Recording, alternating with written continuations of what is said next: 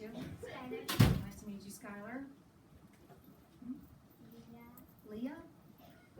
Nice to meet you, Leah. L. Like E-L?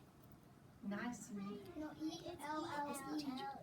Oh, E-L-L-E-L. I love your name. It's nice to meet you, Al. Oh, I know. E-L-L-E. That's what I said, I think. Yeah. Nice to meet you.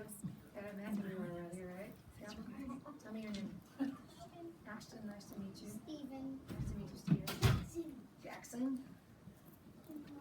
Kinley. Natalie. Sienna. Way over there. Tyrus. Tyrus. Oh my gosh, I haven't heard your name all year. Like, your name's an L. Y'all's these two names, I hear lots of kids' names like every day. These two names I haven't heard all year long. Isn't that something? That's kind of cool. I like it when I see here. Oh, we'll look at that too. I like unusual names.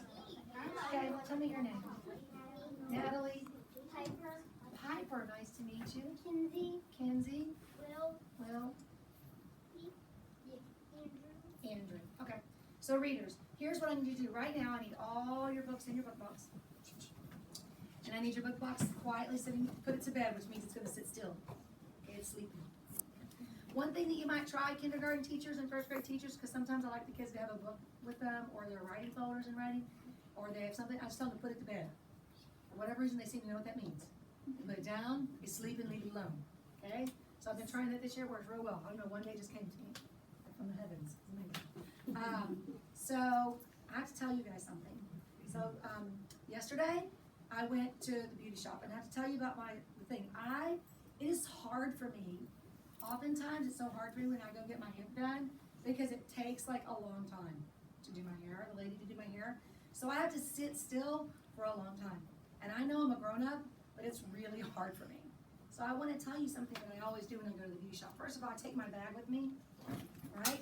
And I have lots of things in here for me to work on and do. So every time I go to the beauty shop, like I will usually take several books that I might like to be reading, right?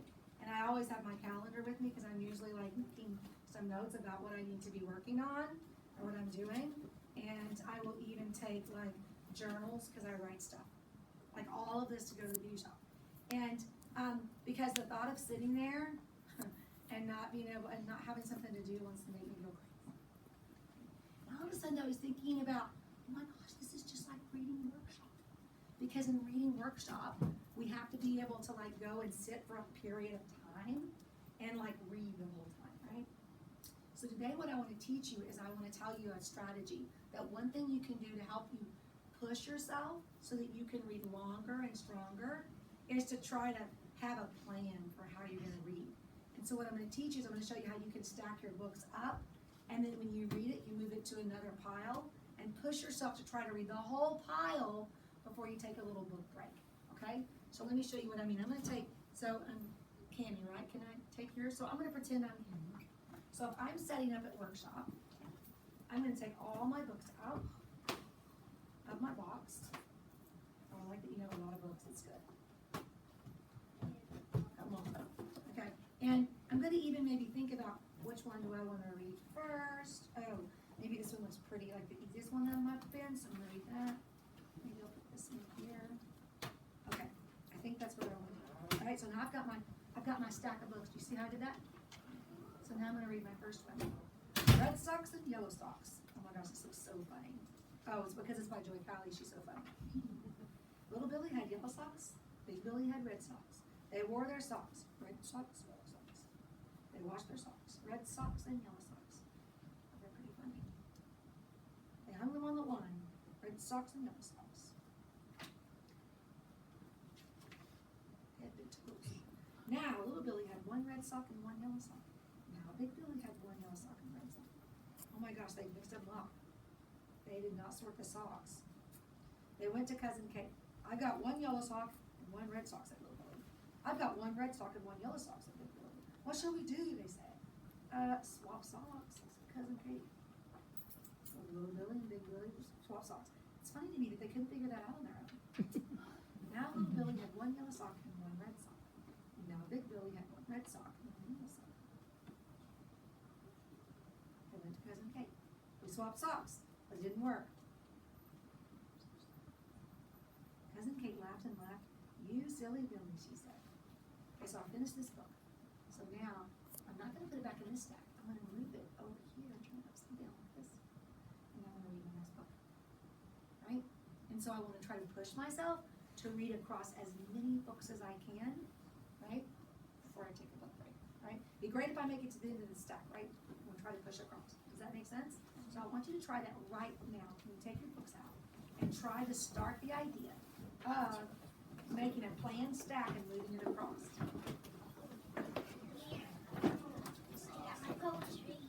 Just push your book across that a little bit. You can lay your books down right in front of you.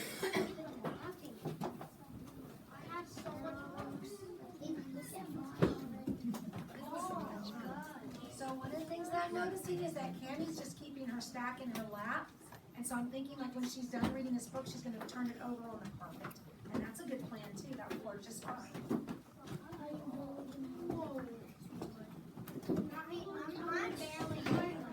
So readers right now, readers are planning, which means you're not partner planning, you're by yourself planning, which means you should only be talking in your head. Look at you guys starting to read. I love it. Perfect. Good job.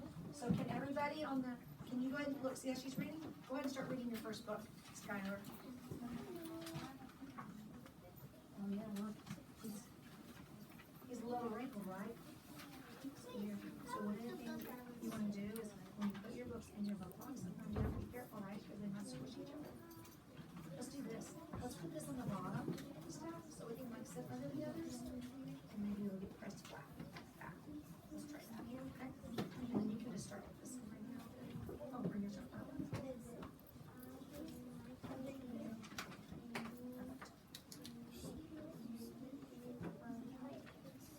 So can I take, so you've got a couple of things to bring your cards. You've got these books and these books, but they look very different. So that means that one of these is not just right. So which one's more of a just right book for you right now? So these are on the bus. That's great. Let's put those back in here for the bus. That's perfect. And then you can practice with these. Perfect. See how you handle that?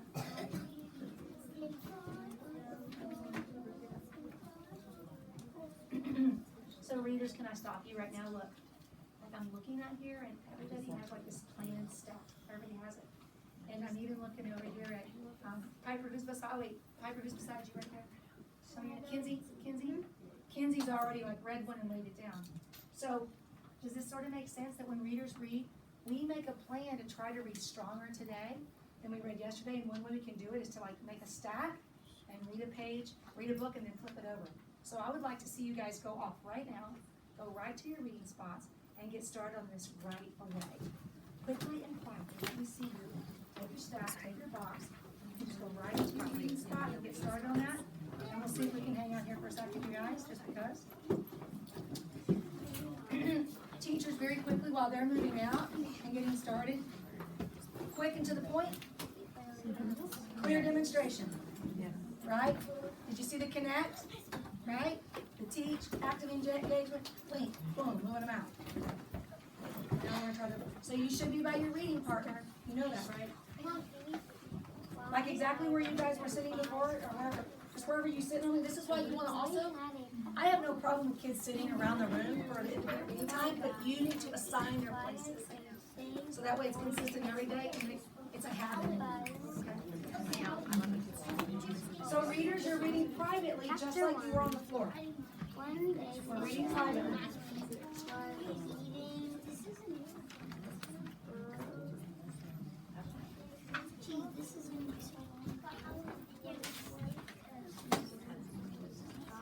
Got plan?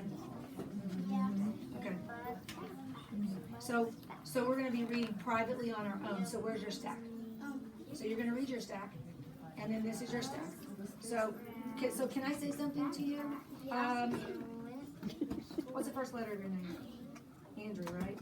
No? Andrew? No. Tell me. Ashton. I was thinking you were the back. That's Andrew, right? The back. So Ashton. One of the things I'm noticing, you've really got some books that look real different here. I'm going to teach this again, this conference again, so you can see it again, how I'm going to do this.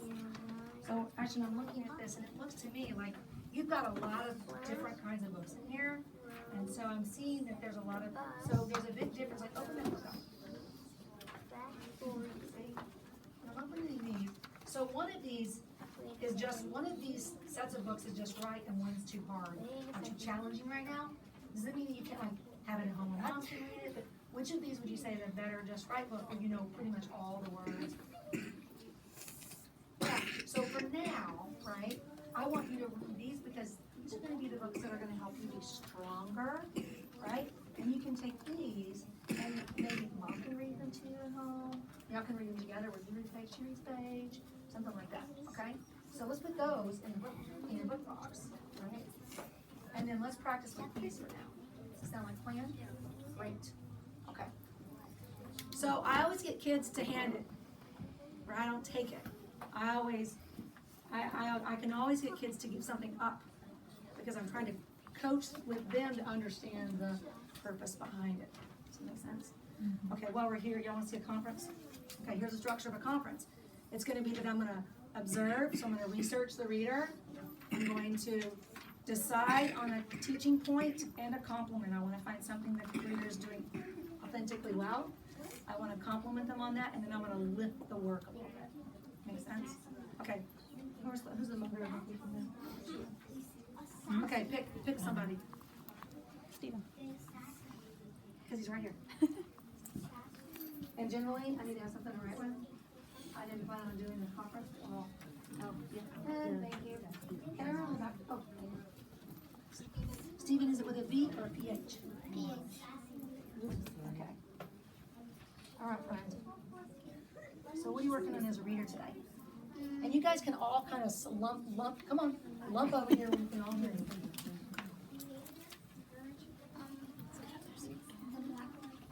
So have you read this before, or is it a new read? I've read it before, and I'm trying to take an AR test. Oh, so can I ask you a question? What do you think is like? So you've read it before. Have you read it before this year or just a long time ago? This year. So you've read it this year, and did you check it back out of the library again because you loved it? I checked it last library, and since today we don't have library, I can read it again. You can read it again. So you've already read it one time, just since library time, and you're choosing to read it again. Well, can I look at me? I want to just give you a little bit of a compliment right there. I think it's so important for readers to know that you can go back into a book you've already read, and that we can read it and still enjoy it, right? So you're the kind of reader that knows that, yes? So that's really fantastic. You need to feel really proud of yourself to know that you can reread books for lots of reasons. Now, how will you reread this book in a new way? Have you thought about that? So would you like for me to show you? Because I love to reread stories. And one of the things that I do is like when I'm rereading my grown-up books, if I'm deciding I want to read it again, generally when I reread it, I usually am trying to read it with some new kind of thinking. So let me give you a tip on one thing you could do. All right. So when you read this the first time, you probably were really paying close attention to the action, right? Like the what is happening in the story. Would that be true? Yeah, I do the same thing. So when you reread a story, one of the things that you can do to make your thinking go deeper is to really think about the characters and try to figure out the kind of people that they are. And one way you might want to do that is by paying attention to their actions. All right, like notice what they do or say. So, like for example, can you find where a character's doing something in here that might be a little bit shocking or like, oh my gosh? What happened right here? What did you see a character do? Scream. Who is screaming right here? The music teacher. So the music teacher is screaming. So that's an action, right? So then what you want to do is say, look at me. Pretty shocking, isn't it? Just screaming. So then you say, what do I know about people like that in the world? So you can ask yourself, what does that lead me to believe about people who just like grown-ups, teachers who are yelling at kids? What does it tell me about maybe the kind of person that they are? Angry. Like an angry person, right? Like just an angry person all the time, yes? Okay. So then, that's one of the things you want to think about all the way through is like, and noticing, do you see this music teacher throughout the story? So, okay, so now you've got a theory. This is an angry human being, yes? While you're reading, every time you come to the music teacher, you want to ask yourself, is she still an angry human being, or is she different? Does she stay the same way, or does she change? Interesting. Okay, so you have this theory, she's an angry person. So I want you to keep reading right now from this page on, and let's notice another moment with the music teacher, and I'm going to make a few notes. So go ahead and keep reading. She likes to. Do you normally read in your head? Not Do you read out loud? What is his text? Is it independent text level? 20 plus. Dude, you can tell. Look, you can tell you read in your head. You know that? Like you can read like a grown-up. Try it. Try reading in your head. You know what I mean by that? Because usually Perfect. when I conference, I like to listen. Like when I'm I will talk about when I do and when I don't. Okay? If I'm very sure that this text is fine for him, I don't need to listen and read every time. It's going to depend, and because of where he is. First grade teachers and kinder, we do listen to kids read a lot. But sometimes, if I already know this kid's, then I may focus on other things. So it just depends. Generally, when kids are at like a J, K, they should start going underground and stop.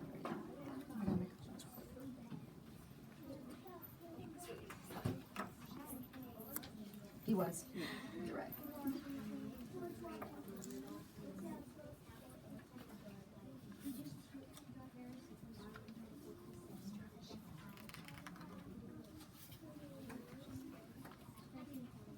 Did you find the music teacher again yet? Okay. No. Okay, read that moment to yourself.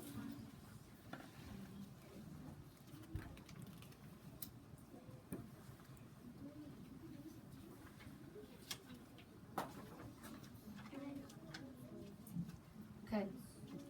So what was your theory before? What did you believe about her?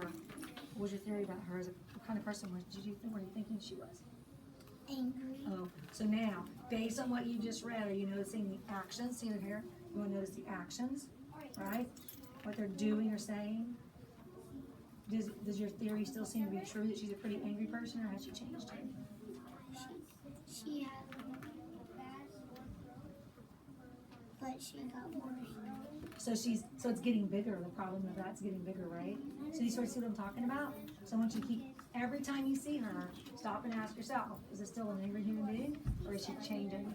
And study her all the way through. And that's one of the things you can do to reread stories and make it go deeper. Okay? I'm going to leave this with you because I want you to remember that you can pay attention to what characters say or do, and then ask yourself, what kind of person is he or she? All right? Okay, I'm going to leave that with you for now.